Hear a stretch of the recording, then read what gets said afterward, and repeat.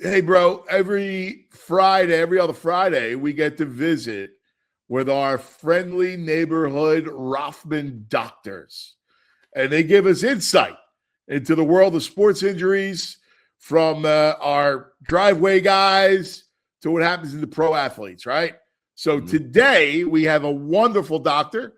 Dr. Frank Cautela joins us. We're going to be talking about the fractured leg suffered by Kevin Fiala in the Olympics. Doc, what do you say, buddy? How are you? How's it going? Thanks for having me. Good to see you, pal. You Getting too. ready for the snow. We're going to get hit again. Is that true? Yes. This is my first year owning a house, and it's been miserable. Having to shovel it. Where do you live at? I'm in Newtown, Pennsylvania, actually. So beautiful.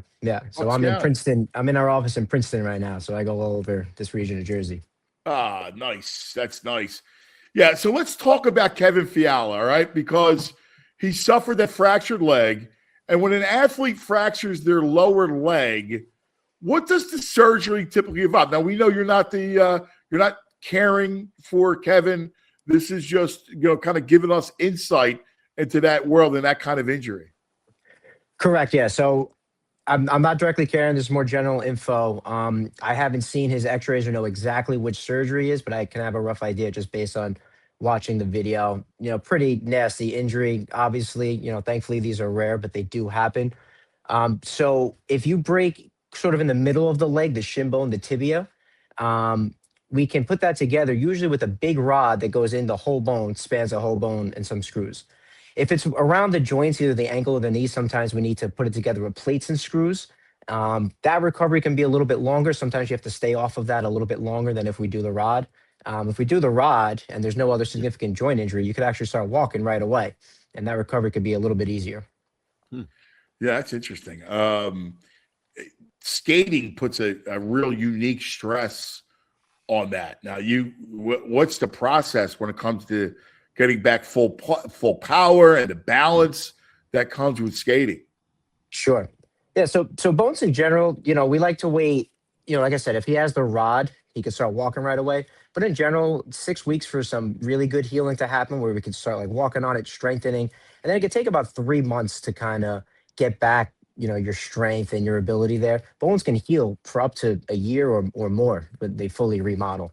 But these are elite athletes. They have access to, the best trainers, best surgeons, all that stuff. And the NHL specifically, they seem to be built differently. We know, for instance, like I do ACL surgery. We know that hockey players actually get back better than any, NFL, MLB, all the other sports. So there's something in the water at the NHL where they actually just seem to recover a little better. And the same is true for these lower leg fractures as well. We know about 90% of them can return. Sometimes a little bit decreased performance after something like this, but high success for a return rate.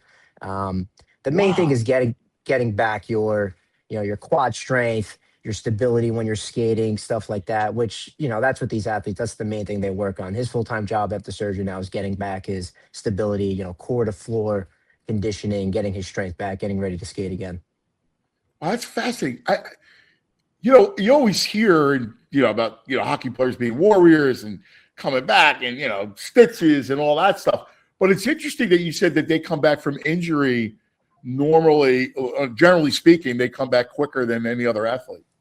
Yeah, a little bit quicker, and they seem to do a little better, like comparatively to like other sports. We see a drop off in performance after certain things. Hockey players, that can happen, but it seems to happen at less of a rate than other sports. So I do think there is something to hockey players and how they're built and how they recover. That's wild how they're wired. That's yeah. Are you a hockey guy? I'm a hockey guy. Yeah, so I'm a lifelong New Yorker, Ed. So I hear in your voice. Yeah, I was going to ask what part of New York. So I grew up in Staten Island, and then I lived all over New York City. Oh, that's fantastic. I used to work for the New York Post back in the day. Okay. Oh, awesome, man. And my buddy, I kept in touch with a friend of mine who used to pitch for the Mets. He lived in Staten Island. Was John Franco. John Franco, yeah. I used to go to his baseball camp when I was a kid. Johnny was the best, man. He was a good dude. Oh, I was a young awesome reporter, and he was a good dude, man. It's funny. Yeah. No, he had a great camp for kids like me growing up playing baseball. So were you a Ranger fan or you were an Islander fan? I'm a Ranger fan. Yeah. Yeah. Yeah. Yeah. Well, they like listen, we're going through it. Yes. We're you guys are going through it. And we're going through it too. We're all sharing the pain right now. Yeah. We got rid of the bread man.